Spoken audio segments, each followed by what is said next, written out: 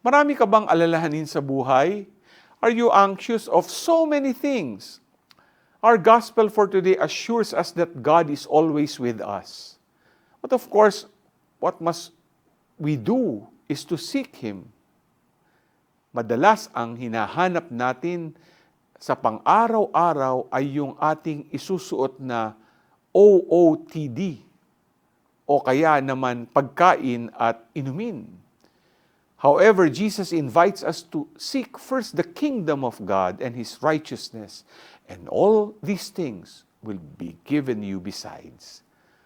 We must put faith first among our first concerns. Then we will see that our worries are our Father's worries as well, and He will come to our aid if only we seek Him first. G ka ba?